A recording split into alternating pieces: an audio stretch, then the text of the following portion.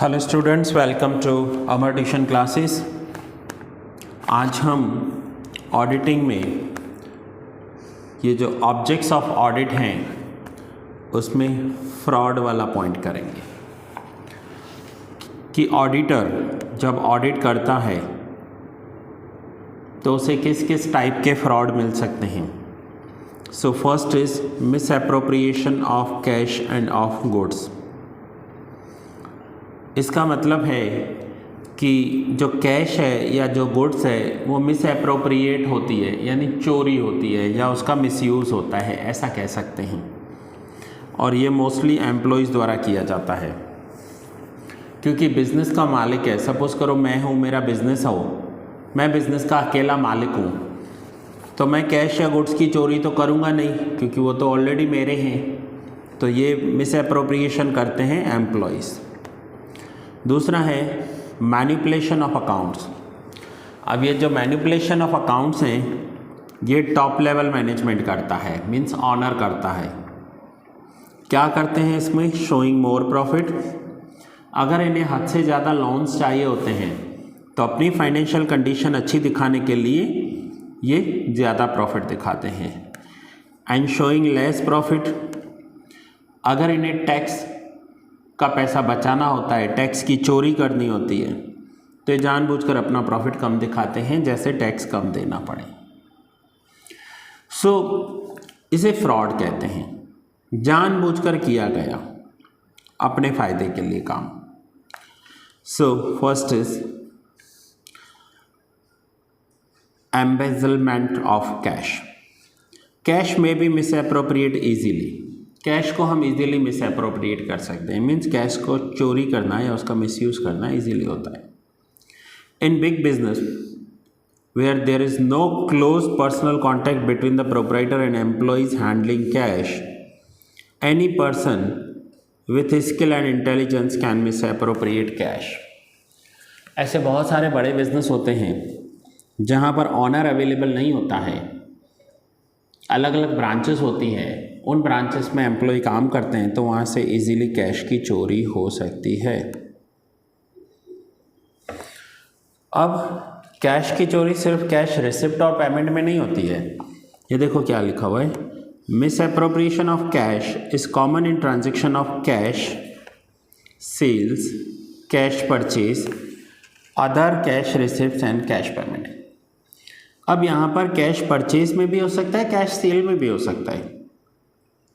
समझो किसी एम्प्लॉय ने 1000 रुपीज़ के गुड सेल किए और एम्प्लॉयर को, मीन्स बॉस को 800 रुपये बताए। 1000 रुपये का माल बेचा और 800 रुपये बताए, तो यहाँ भी कैश की चोरी हुई। दूसरा हो सकता है कि किसी ने 500 रुपये के गुड्स खरीदे लेकिन बॉस को बताया 600 के खरीदे, तो यहाँ भी कैश की चोरी हो सकती है। ट्रांजेक्शन्स ऑफ सेल्स, सेल्स में कैश की चोरी हो सकती है, मिस एप्रोप्रिएशन हो सकता है। देखो क्या लिखा हुआ है, cash sales may not be recorded and cash received from customer may be pocketed, means employee अपने पॉकेट में रख देगा। इससे बहुत सारे सेल के ट्रांजेक्शन्स हैं। पूरा अमाउंट रख सकता है, पार्शियल अमाउंट रख सकता है, आधा अमाउंट रख सकता है, लेस अमाउंट रख सकता है। ये सब होता है सेल्स में। फिर परचेज़ के ट्रांजेक्शन्स में भी ऐसा होता है, परचेज में भी कम ज़्यादा करके लिख सकते हैं। देन नेक्स्ट पॉइंट पर मैं आऊँगा, ट्रांजेक्शन्स ऑफ कैश रिसिप्ट। अगर रिसिप्ट किया है तो वहाँ पर भी कम ज़्यादा करके लिख सकते हैं। कोई भी अमाउंट आया है वहाँ पर कम लिख दिया। Then transactions of cash payment. Cash payment में सबसे ज़्यादा कैश का मिस एप्रोप्रिएशन होता है, जैसे स्टेशनरी है, पैकिंग मटेरियल है, ये सब खरीदना होता है, ये नॉर्मल है, ठीक है।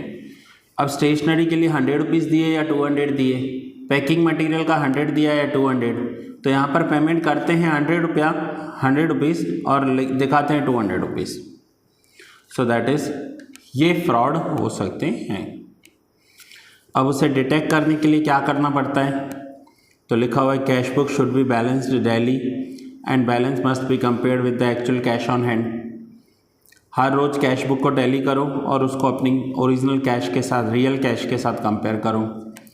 Transaction recorded in bank passbook must be compared with bank reconciliation statement, bank के ट्रांजेक्शन्स भी रोज़ चेक करनी चाहिए। सो ये कुछ रीजंस हैं जिससे हम अपना कैश का जो फ्रॉड है, जो मिस एप्रोप्रिएशन है, वो रोक सकते हैं।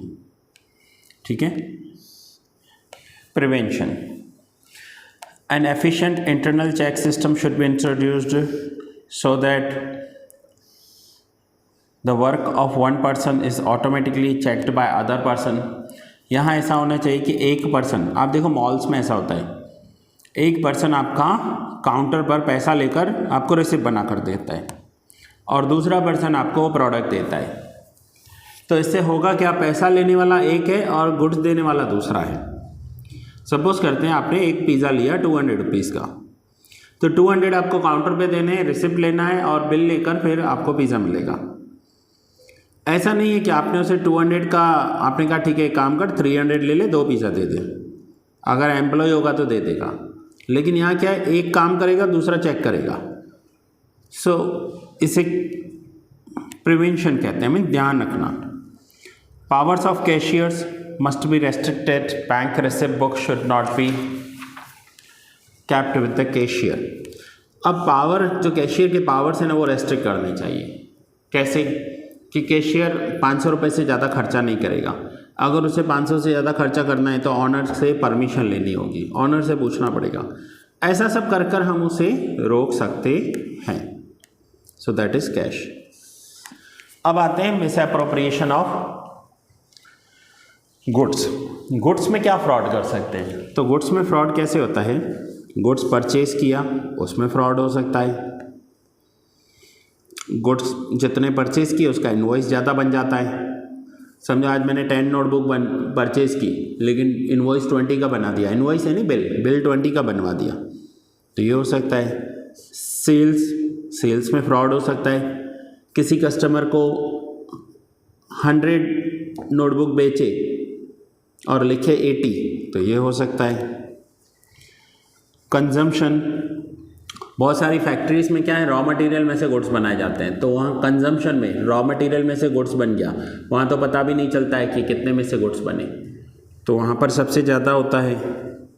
स्टॉक में से मिस एप्रोप्रिएशन होता है। कंजम्पशन का मीनिंग है, सपोज करो कोई मैंगो जूस बना रहा है, सो ऐसा एवरेज है कि 100 किलो मैंगो में से 40 किलो जूस बनेगा, लेकिन 40 बना या 42 बना या 35 बना, किसको पता? वहाँ तो ये भी नहीं पता चलेगा। सो ऐसे बहुत सारी जगहों पर मिस एप्रोप्रिएशन, फ्रॉड्स, चोरी होती रहती है। अब डिटेक्ट करने के लिए क्या करना चाहिए? तो एक सिस्टम होना चाहिए कि मिस एप्रोप्रिएशन ना हो। गुड्स को रजिस्टर करना चाहिए, उसके प्रॉपर बिल्स, डिलीवरी चलन, ऑर्डर कॉपी, ये सब बनाना चाहिए। तो ये कुछ डिटेक्ट करने के, फ्रॉड्स डिटेक्ट करने के पॉइंट्स हैं। प्रिवेंशन ऑफ गुड्स का ना हो ऐसा क्या कर सकते हैं? So time to time stock check करते रहना चाहिए। अपने गोडाउन में CCTV कैमरा होना चाहिए। सो ये सब गुड्स की चोरी रोकने के रास्ते हैं। Now manipulation of accounts. अब ये मैनिपुलेशन ऑफ अकाउंट्स मैंने आपको बताया, ये टॉप लेवल मैनेजमेंट करता है। टॉप लेवल मैनेजमेंट का मतलब होता है कि ये ऑनर करता है, ऑनर खुद से करेगा, टॉप लेवल। और इसे करने के मेन 2 रीज़न जो मैंने आपको पहले भी बताए, कम प्रॉफिट दिखाना, प्रॉफिट कम दिखाते हैं। सबसे पहले देखिए क्या दिखा हुआ है, टू पे लेस टैक्स, इनकम टैक्स कम हो जाए। एम्प्लॉयज़ की डिमांड, एम्प्लॉयज़ क्या करते हैं, ज़्यादा प्रॉफिट देखते हैं ना, तो सैलरी बढ़ाने के लिए बोलते हैं, तो जानबूझकर कम प्रॉफिट दिखाते हैं ताकि एम्प्लॉय सैलरी बढ़ाने के लिए ना बोले। सो ये सब कम प्रॉफिट दिखाया जाता है। अब दूसरा है कि इन्फ्लेटिंग प्रॉफिट को ज़्यादा दिखाएंगे तो उनके कंपनी के मार्केट में जो शेयर्स हैं उनके प्राइस बढ़ जाएंगे। टू अर्न मोर कमीशन मिल सकता है उन्हें बैंक से लोन मिल सकता है। अपनी फाइनेंशियल कंडीशन अच्छी दिखाएंगे, शेयर होल्डर्स को खुश करेंगे, तो ये सब कर सकते हैं, प्रॉफिट इंक्रीज करते हैं। चलिए अब हम आगे आते हैं कि auditors duty in connection with fraud. अब अगर ऑडिटर को फ्रॉड मिला तो उसे क्या करना चाहिए? तो he should pay particular attention to the problem of valuation, उसे उस बात पर ध्यान रखना है कि वैल्यूशन में क्या हुआ है, स्टॉक में, एसेट्स में। He should examine the method of providing depreciation, depreciation कैसे कैलकुलेट किया गया है उस पर भी ध्यान देना है। He should examine purchase and sales invoice, purchase and sales invoice में कुछ ऊपर नीचे हुआ है वो भी चेक करना है। इनकम एक्सपेंस चेक करने हैं, capital expenditure and receipts check करने हैं, रेशियोज चेक करने हैं। सो ऑडिटर अगर इन सब बातों पर ध्यान देगा तो वो फ्रॉड्स रोक सकता है। सो ये हैं ऑब्जेक्ट्स ऑफ ऑडिट। अब नेक्स्ट पेज पर है मॉडर्न व्यूज़, ये सिर्फ आपको रीड ऑनली करना है। मॉडर्न व्यूज़ जो हैं वो सिर्फ आपको एक बार पढ़ना है। And the last is other object of audit, ये हमारा चैप्टर 1 में ऑलरेडी हो चुका है। अब यहाँ से आपकी एक्सरसाइज स्टार्ट हो रही है। सो स्टूडेंट्स, ये ऑब्जेक्ट्स ऑफ ऑडिट पूरे हुए यहाँ पर आपके। अब नेक्स्ट लेक्चर में मैं आपको आगे के टाइप्स ऑफ ऑडिटिंग करवाऊँगा कि ऑडिटिंग के टाइप्स कितने होते हैं। आज हमने second chapter objects of auditing complete कर लिया। सो मिलते हैं नेक्स्ट लेक्चर में।